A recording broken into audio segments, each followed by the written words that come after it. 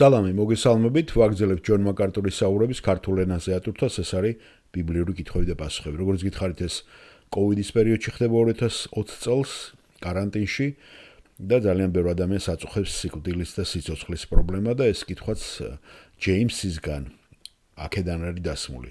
სიკვდილის შემდეგ პირდაპირ სამოთხეში მივდივარ თუ სადმე საბოლოო განკითხვის დღემდე ველოდებით. ქრისტიანობა საბოლოო განკითხვა უნდა გავიაროთ თუ მხოლოდ ურწმუნოები გადიან ამას.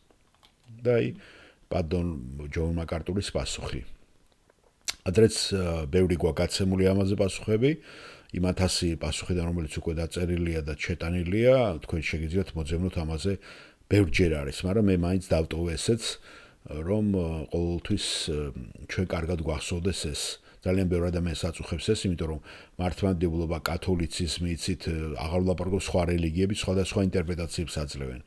მაგრამ ჭეშმარიტი ქრისტიანობა ბიბლიაზე დაფუძნებული ბიბლიიდან ამოდის. და იხსენებს ზუსტად იმ მუხლებს, რასაც ბიბლია ამბობს ამ საკითხთან დაკავშირებით. განსაკუთრებით ახალ აღთქმაში. ახალ აღთქმა არის ბოლო და უკვე იქ მოხდა ისეთი რამ, რაც ძველ აღთქმაში არ იყო. ანუ ქრისტეს მოსვლა, განკაცება, მისი გარდაცვალება, აღდგომა და მან უკვე ყველაფერი შეცვალა. აქედან გამომდინარე, დასალოდებელი ადილი თუ ადრე ელოდებოდნენ და ჩვენ ამას ხედავთ ხო ა ブラ ამის წიაღში რომ არის ლაზარე უკვე იესომ ყველანი გამოიყვანა ა ブラ ამის წიაღიდან და თავისთან სამოთხეში მასთან არიან სულებით. და როდესაც მოხდება უკვე აღდგომა უკვე და საბოლოო განკითხვაც რო გაივლის, უკვე სულები მიიღებენ სხეულებს და ეს სხეულები უკვე ჯერ 1000 წლეულში იქნებიან აქ და მერე უკვე გადადიან ისინი მარადიულ ახალ სასე და ახალ დედამიწას, ახალ იერუსალიმში. ესე მოდით მოვუსმინოთ ახლა ჯონ მაკარტურს. კარგი კითხვა ჯეიმს, სიკვდილის შემდეგ სამოთხეში მივდივარ და ამაზე ორი წმინდა წერილი მიუთითებს, სადაც მოციქული პავლე ამბობს. პერიფრაზირება გააკეთა ბატონო ჯონო და მე იძულებული ვიყავი რომ რამოდენიმე მუხლი იმ ადგილიდან მომეყვანა, რომელზეც ლაპარაკია. პირველი არის მეორე კორინთელთა მეხუთე თავი. ესე იწყეს პავლე მოციქული ამ ადგილს. რადგან ვიცით, რომ როცა დაინგრევა ეს ჩვენი მიწიერი სახლი, კარავი, ესე ლაპარაკია სხეულზე, ხო? ღვთისგან გვაქვს შენობა ზეცაში. ხელთუქმნელი სახლი საუკუნო. ამიტომაც ვოხრავთ და ვნატრობთ ჩვენი ზეციური სახლით შემოსვას. მისი შემოსვლილი კი შიშვლები აღარ აღმოჩნდებით. რადგან ვიდრე ამ კარავში ვიმყოფებით, ანუ სხეულში, ტვირთქვეშ ვართ და ვოხრავთ.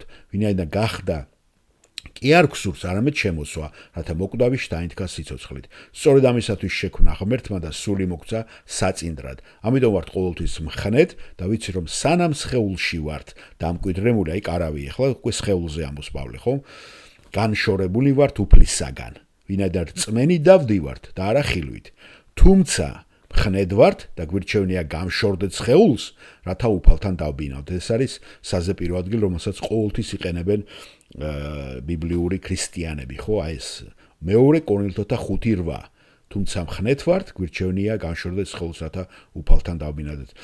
იმაში ინგლისურში ძალიან კარგად ჟღერს ეს absent from the body, present with the Lord. ესე იგი, სხეულს გაშორებული ჩვენ უფალთან მივდივართ, ხო? ეს არის აქსიომოსავით ქრისტიანებისთვის. და აგრძელებს ჯონ მაკარტური, გაცილებით უკეთესია წასვლა და ქრისტესთან ყოფნა. სამოთხეში წასვლა მირჩევნია, ამბობს პავლე. გაცილებით უკეთესია წავიდე და ქრისტესთან ვიყო. მაგრამ აქ მჭირდები, ამიტომ ბედნიერი ვარ აქ დავრჩე, სანამ უფალი ამ მოთხოვნილებას დააკმაყოფილებს, ხო? მაგრამ დაუბრუნდეთ ამ განცხადებას, გაცილებით უკეთესია წასვლა და ქრისტესთან ყოფნა, ასე რომ მან ზუსტად იცოდა, სად მიდიოდა და სად წავიდოდა, აქედან როცა წუთისოფელს დატოვებდა. ის ქრისტესთან ყოფნა იყო ერთადერთი რამ, რისიც მას ჯეროდა და სწამდა. ამ ქვეყნიდან წასვლა ქრისტესთან ყოფნა. ასევე პავლემ თქვა ფილიპელთა პირველ თავში, მე-19 მუხლი. ვინაიდან ვიცი, რომ ეს ყველაფერი ჩემს ხსნად მომიბრუნდება, თქვენი ლოცვით და იესო ქრისტეს სულის შეწევნით. ველოდები და ვიმედოვნებ, რომ არაფერში შევრცხვები, არამედ მთელი სითამამით, როგორც ყოველთვის, ისე ახლაც განდიდება ქრისტე ჩემს სხეულში. სიცოცხლით იქნება თუ სიკვდილით. რადგან ჩემთვის სიცოცხლე ქრისტეა და სიკვდილი მონაგები. თუ სხეულში ცხოვრება ნაყოფს შემატებს ჩემს საქმეს, არ ვიცი, რა ამოვირჩიო. ორივე მიზიდავს. სურს წავიდე და ვიყო ქრისტესთან. რა კი ეს ბევრად უკეთესია, მაგრამ სხეულში დარჩენა უფრო მეტად თქვენთვის არის საჭირო. მე კიდე ანამდვილებით ვიცი, რომ დავრჩები და ყველა თქვენთაგანთან ვიქნები თქვენი წარმატებისა და რწმენის სიხარულისთვის, რათა ჩემი მეშვეობით გამრავლდეს თქვენი ქება ქრისტე იესოში, როცა კვლავ მოვალ თქვენთან. ხედავთ რას ამბობს პავლე, რადგან ჩემთვის სიცოცხლე ქრისტეა. თუ ჩემთვის სიცოცხლე ქრისტეა და სიკვდილი მოგება, მაშინ სიკვდილი უფრო ქრისტეს უნდა იყოს. სხეულისგან არ ყოფნა, უფალთან ყოფნა, რაც ზემოთ წავიკითხეთ ჩვენ უკვე კორინთელებში, ხო? ამგვარად ყველაფერი იმაზე მიუთითებს, რომ არ არსებობს განსაწმენდელი, არ არსებობს რაიმე მოსაცდელი ადგილი, არ არსებობს სათავსო, არ არსებობს შეეულის ტიპის უაზრო ადგილი. და გახსოვთ ჯვარზე ამის სრულყოფილი ილუსტრაცია მოხდა, სადაც იესომ უთხრა ავაზაკს, ქურდს გახსოვთ ხომ, რომელმაც ირწმუნა. ისე უნება დღეს ჩემთან ერთად იქნები სამოთხეში. ეს არის უფლის დაპირება, რომ როდესაც ამ სამყაროს დავტოვებთ, მაშინვე მის თანდასწრებით ვიქნებით. ებრაელთა მიმართ წერილი მე-12 თავში ჩვენ აღწერილი ვართ, როგორც მართალთა სულები, რომლებიც სრულყოფილი გახდნენ ზეცაში. აი წავიკითხავ ამ ადგილს მე-12 თავი ებრაელთა წერილის 22 მუხლიდან.